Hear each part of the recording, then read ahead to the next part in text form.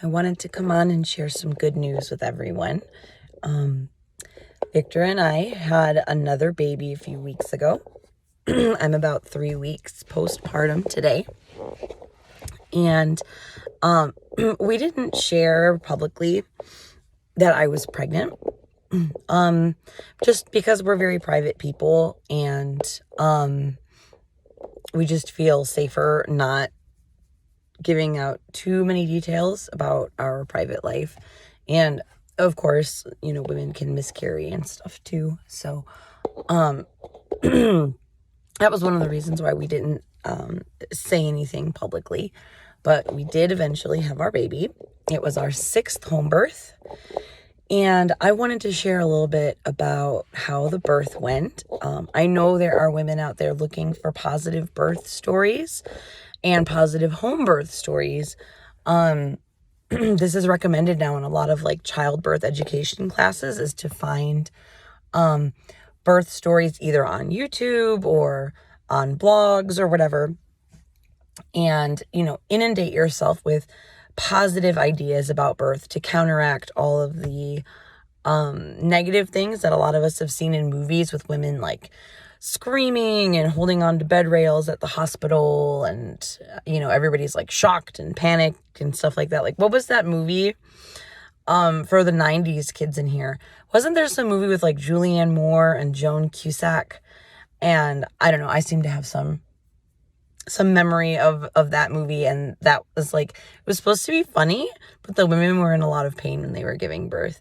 I don't know how deeply that affected me because I've still only had natural births. But anyway, the idea is to give yourself a positive framework when you're thinking about birth so that you're more relaxed during your own birth. And I think that that's great. I think that's a great thing to do.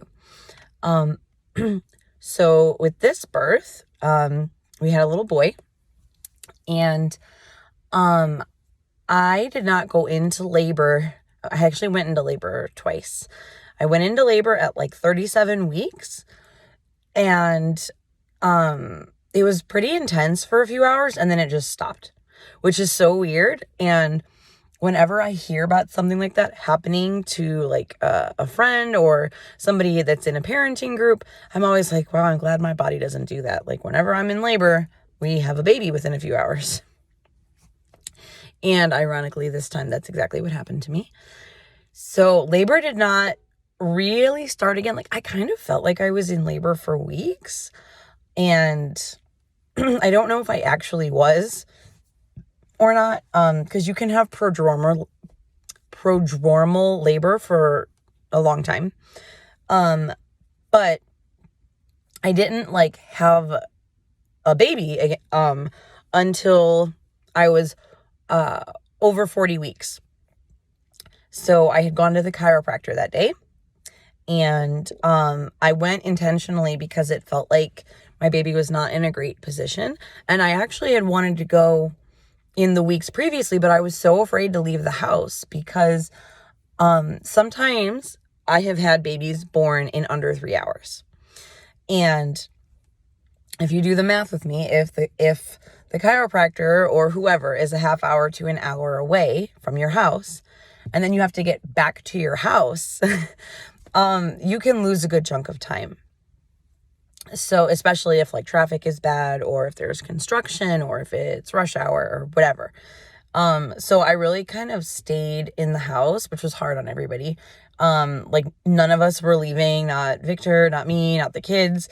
And I kind of feel bad about that. But at the same time, we didn't want me to go into labor, somewhere outside the house. And then we have to gather up all the children and try to get back home and try to set up the birth tub. And it's just a lot. And you can absolutely have a home birth without having a birth tub too, by the way. We had a birth tub with our last baby. We really enjoyed it, so we wanted to do it again with this baby. So I think I went into labor shortly after I came home from the chiropractor. Again, trying to get the baby in a better position. I was in a lot of pain. It felt like the baby was really pressing against my back. But I went to the chiropractor. I felt a little bit better.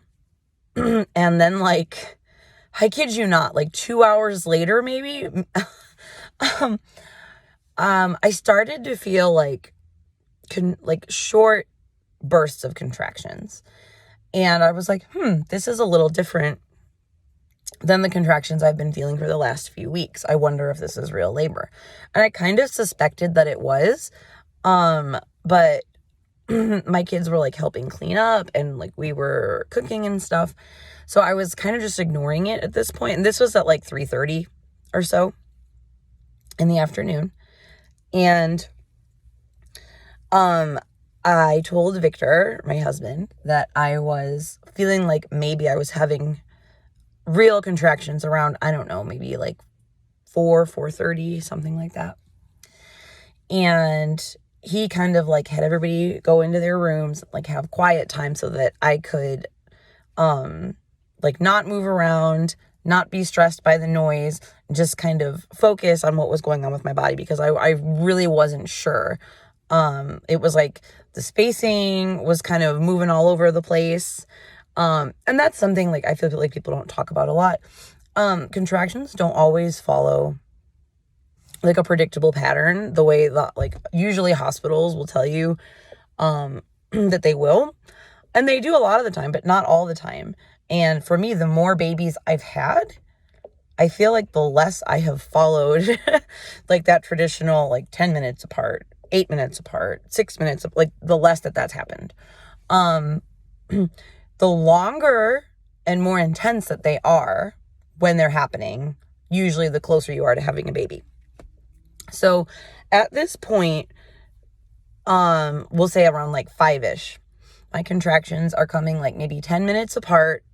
They're lasting for about a minute. I have to stay still at this point. Like movement did not feel good for me.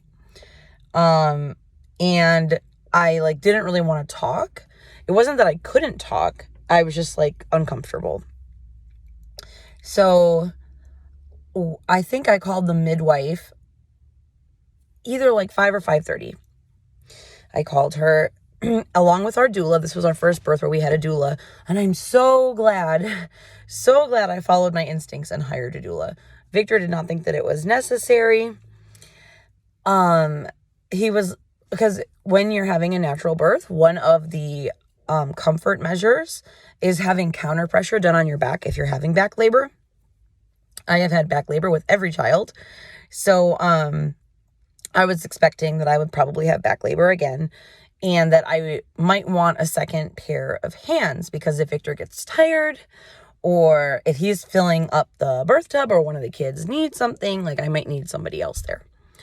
So he was like, you have babies so fast, it'll be fine, and I'll have plenty of energy. Like, what are you talking about?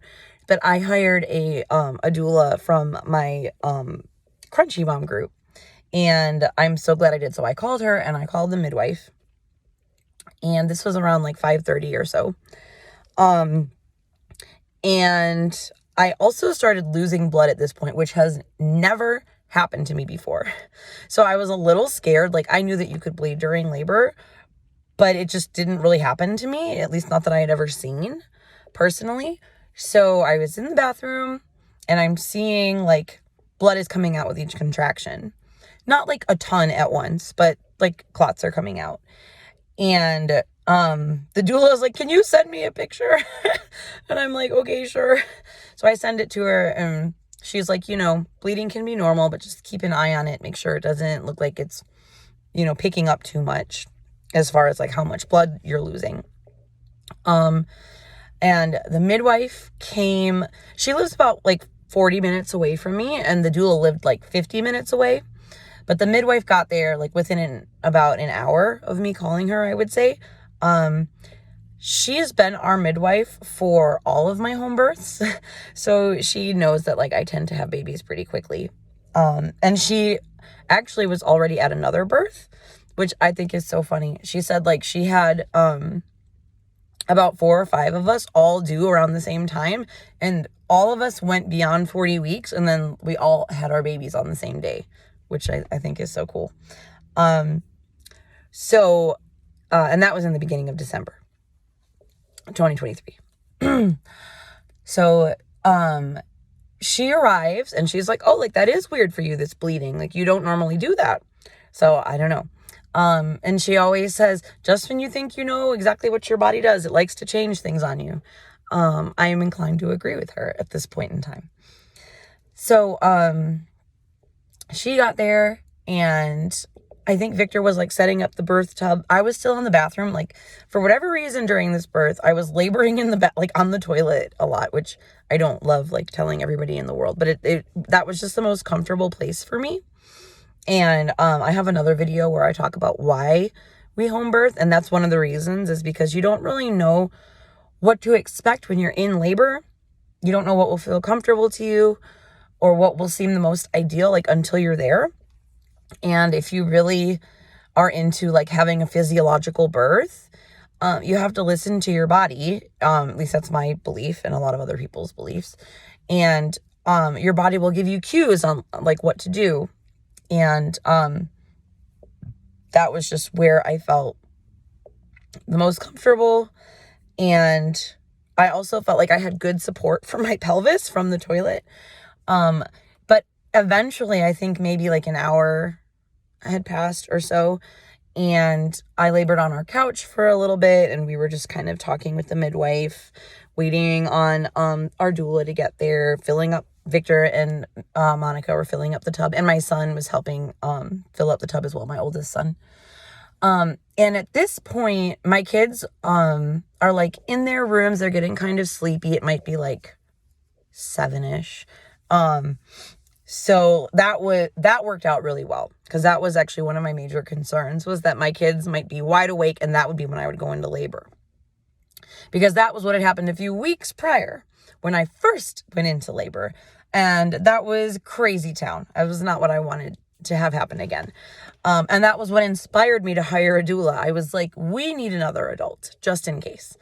So anyway, I labored on the couch for a little bit, and between like 5 p.m. and 6 or 7, my contractions went from like 10 minutes apart, 1 minute in duration, to like 5 to 7 minutes apart and a minute in duration. And they were picking up in intensity a little bit, like the squeezing was more intense. So I was excited that the birth tub was going to be ready. And with my last baby, she was born in like 2.5 hours. So I did not labor in the tub. I just like went in there, pushed her out, and we relaxed in there afterward. So with this baby, I was like, okay, I'll labor in the tub for a little while. So Victor came in the tub with me, and the support from the water definitely, I think, like, I don't know if I want to say it makes the contractions less painful necessarily, but like I guess it could be perceived that way.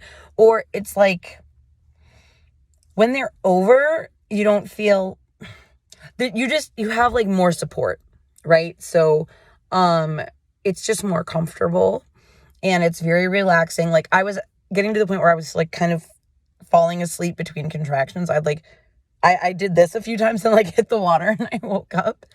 And we didn't realize we were in there for like 3 hours. So that was like longer than we thought my whole birth might be. But so Victor would offer me counter pressure.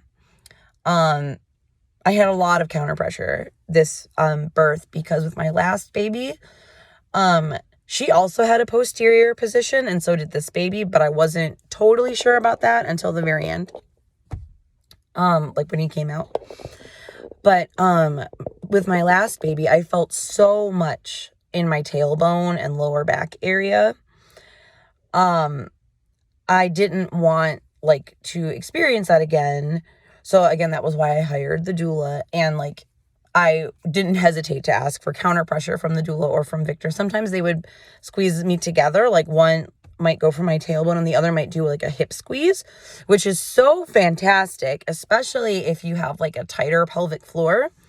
The hip squeeze kind of opens the pelvic floor, and I could really feel that when I was in labor. So that was helpful to like help the baby come down.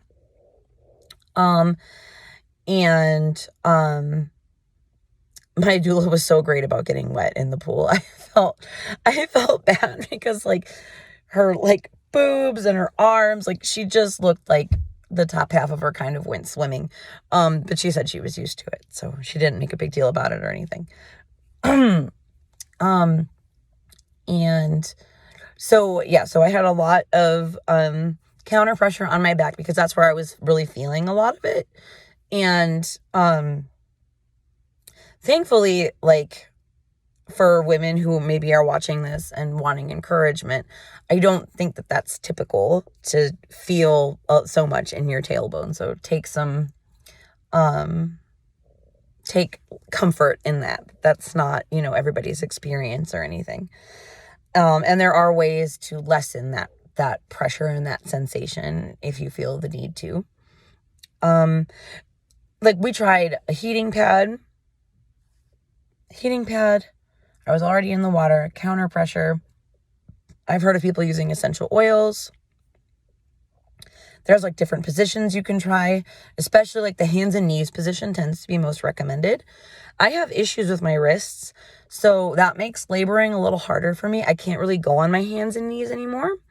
I'm trying to get my wrists stronger so that I don't continue to have that problem, because some of my favorite yoga postures are like a hands and knees position also. But anyway, so we were in the water for a few hours and I was still like bleeding into the water a little bit. And the midwife would like, listen to the baby's heart tones after some of my contractions to make sure that the baby's heart sounded okay.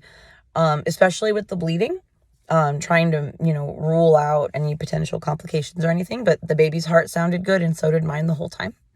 So that was great. And we're very comfortable with her too. So that's awesome. Like, when you're in labor and people are waiting on you to deliver your baby, you want to be comfortable with the people that are on your care team, basically.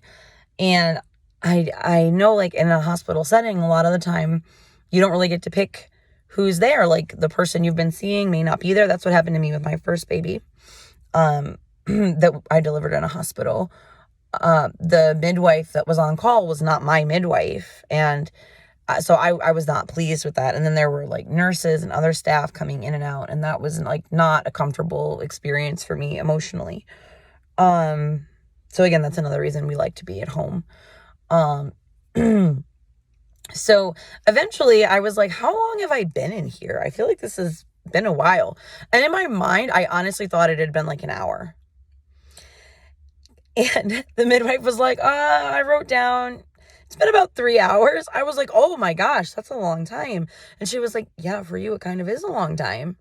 And I didn't think it had been that long either, because like, I guess it wasn't that bad. I was still relatively comfortable in the water. We were like making jokes. I was doing a lot of like deep breathing and meditative breathing. I think Victor almost fell asleep at a few points too, or he did fall asleep for a little while. We were like kind of making fun of him, just a little bit. And the midwife was like, no drowning. That's the main rule I have, no drowning. Cause I like doing that. I think he though was like closer to the back of the pool, so he was able to really fall asleep and like rest his head there, for a little bit. So once we realized that I had been in the pool like about 3 hours and I was kind of wanting things to progress and get the baby out, she was like, the midwife was like, I don't think you're going to love this, but if you come out of the water, I think that gravity like pulling down on your belly will help bring the baby out. I don't think it'll feel great. You probably would like the water better, but I think it'll help bring the baby out sooner if you want to try that. And I was like, okay. I didn't know how I felt about that in the moment. I was like, I don't really want things to get more intense, but I do want to get our baby out. So we'll give it a shot and like see how it feels. That was an intense moment, like coming out of the pool.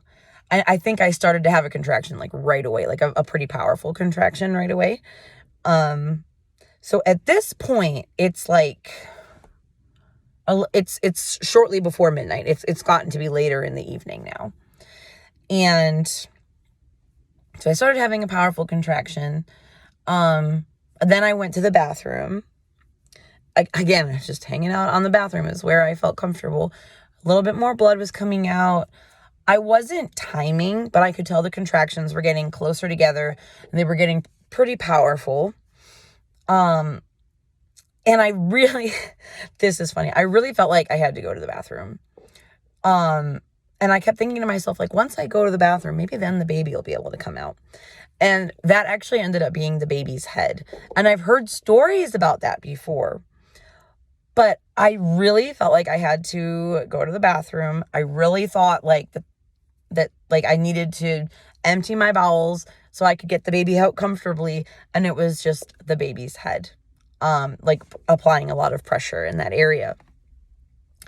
So I'm sitting there like trying to go to the bathroom, like, okay, I guess I'm not going to the bathroom. So I walk back, and I'm just kind of like laboring standing up, and it's getting like, it's picking up in intensity pretty quickly.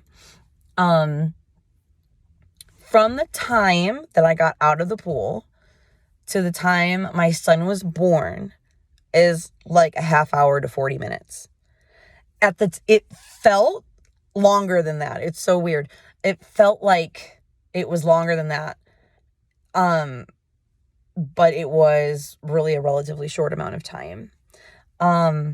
She did check me at some point too, because we had gotten to a point where like I wanted that information. Like, so she checked to see how dilated I was. Some home birth midwives might like push you to do that sooner.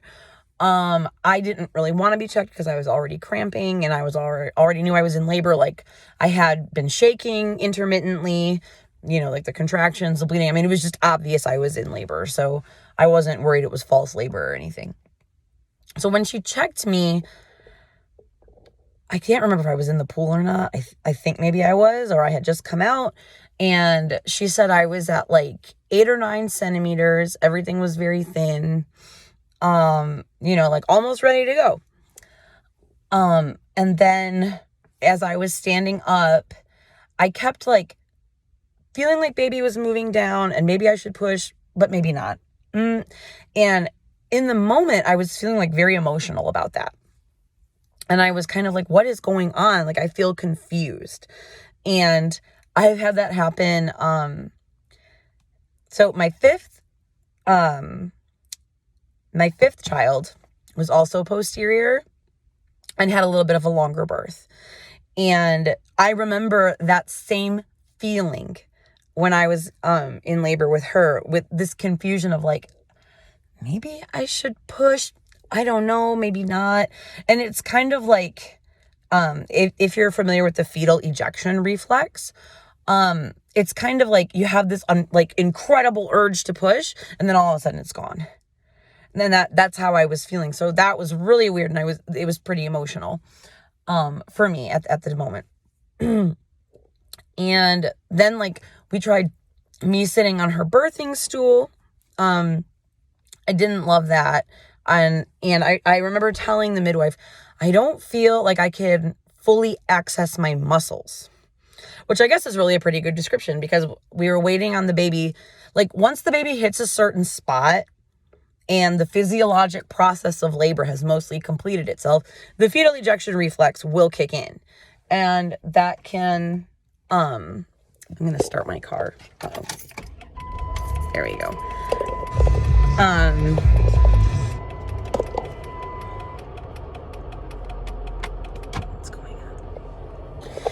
So, like I was saying, the fetal ejection reflex will kick in during a physiological birth once the labor process has completed itself, for the most part. And so it was very strange that I was having the reflex and then it was gone. And having that happen several times, and then trying to push and feeling like my pushes were small and I couldn't really get the baby out, and I didn't know why. So I said, okay, I'm going to try and go back in the water. I'm going to I'm going to get up off the birth stool. I'm going to try and get back in the water. And I had a few intense contractions getting up from the birth stool. And I was having Victor and the doula apply counter pressure. And before I could pick my leg up and try to go back in the pool, or as I was picking my leg up to try and go back in the pool, I started feeling a stronger urge to push. But it was still kind of like really strong, gone. Really strong, gone. So that's kind of how it was happening. So that happened for maybe, I don't know, another minute or so. And then finally it was like, I could feel it was time. And so I started pushing, and you want to push with your contractions. You don't want to push generally if you're not having a contraction. And I was standing up, and I'm going to be honest, like, it didn't feel great. Like, this is, in my opinion, the pushing phase is usually like the most physically intense part of labor. And so I'm pushing him out, and I'm telling myself, like, I'm psyching myself up, right? Because, like, I want to turn something that is feeling really challenging into something positive. And I'm like, I'm going to meet my son. Oh my gosh, like, he's almost here. And so I'm pushing him out, and then I think my midwife could tell I was feeling like really tired, really done. And she was like, the head's out. The head's out. I'm like, thank God, but shouldn't we be done by now? So, like, I pushed for just a little bit longer. And like, baby I see him, he's like hanging. I like see his cord, like, it's crazy. And, I push, and the midwife catches him and hands him to me, you know, like, wipes him off a little bit, hands him to me. And I sit down on the couch, and, I don't know that I recommend the couch. I did that because I like the back support from the couch. But that was definitely kind of like stinging my perineum area for a few hours. Maybe that would have happened if I had lied down too. I don't know for sure. But I just thought I would mention that. If you're worried about the way your perineum feels, you may want to not be sitting, but more like lying. So then she gave me my baby, and my baby came out very agitated. He was crying he cried, I think, more than any of our other children. So I don't know if he was like also struggling with kind of like coming down the birth canal. And she told me he was straight posterior, which means like totally backwards. And that, if you're not familiar with posterior, that means that the hardest part of the baby's skull is against the mother's spine and tailbone. So, like, the face is softer and, is usually like easier it feels easier on the mama. And also, like, fetal ejection reflex can be more, I don't know if you want to call it productive, I guess is the word that comes to mind. Can be more productive when baby is in a more ideal position. But I did take a childbirth education class where they had talked about, you know, if your baby's not in an ideal position and you have breaks between your contractions, definitely use those as a time to rest. Or they may like stop entirely and then pick back up later. And again, like, that's part of why resting is so important. That can be hard to do if you're in a hospital setting. Again, that's part of why we were at home. But they put him in my arms, and I was so relieved to be done. It felt like we had waited on him for forever. And my son came out. So all the kids had fallen asleep, but my oldest son either heard me yelling or was just still awake. I don't know. And he came out and saw him and took some pictures with us. And we sent a few pictures to some of our family members. And the midwife and the doula and Victor just kind of like helped clean up. And we like were talking a little bit. And I don't think they went home till like, I don't know, like 2:30 or 3 o'clock in the morning. It was late. But I definitely wanted to share this because, you know, natural birth can be done at home. And I know for a lot of women, it's really scary to think about. And I'm not going to lie. I'm not going to say like it was, you know, I hear some women say, oh my gosh, like my birth was nearly painless. That's amazing. I am happy for these women. I don't think I can say that about any of my births personally. I also have very sensitive nerves. It's just kind of like part of my medical history. So, you know, that maybe is part of why I've never had like this pain-free birth experience. And of course, managing your stress levels is a huge part of that in your day-to-day life, as well as while you're in labor. But I really want other women to know that it's possible to have this happen naturally, if they feel motivated to do that. I also think there's nothing wrong with having pain medicine. For me personally, I don't want my babies exposed to pain medicine, if I can help it. So that's one of my main motivators. I also don't want to like lose my power in the hospital, for lack of a better way to put it. Like, I want my autonomy and I want my decisions to be mine. I care a lot about breastfeeding. I don't want my baby taken from me. And, you know, in a home birth, like usually your baby starts nursing right away. My son would not nurse right away, which I thought was like different from his siblings. He was still, I don't know, he just seemed agitated, like something was bothering him for the first few hours. But eventually he was nursing and calm, and he's been nursing okay for the last few weeks. And yeah, so he's about 3 weeks old now, and everybody loves him. And, you know, if I waited for a doctor to tell me that it was okay to have a home birth, I would have never had one. So I just think it's important that women know that the decision is in their hands. And I mean, of course, there are some, I'm not saying that there's no reason to ever have a baby in a hospital, but like I was considered a high risk pregnancy. Like, this baby was considered a high risk pregnancy because of my BMI and because I have issues with my connective tissues and like all these things that like could maybe be a risk factor. They just kind of like rolled it together and was like, yeah, you're sort of high risk. So, you know, if I can have my baby at home safely, I want other women to know that the same is possible for them. And, I think that it's important to have, like, mindset is important. And it's great if you can have birth be something that you look forward to, even though there's likely to be some pain from it. And it's easier to look forward to it, in my opinion, when you are at home and you can control what's going on there better than, you know, at the hospital or something. But I know women who've had great hospital experiences too. It really depends on your care team. You have to feel good with the people who are helping take care of you and your baby. So yeah, if you have any questions about home birth or anything I've talked about in this video or other videos, feel free to leave them below. Give us a like and a subscribe. Share our content. Help us grow, please. Thank you.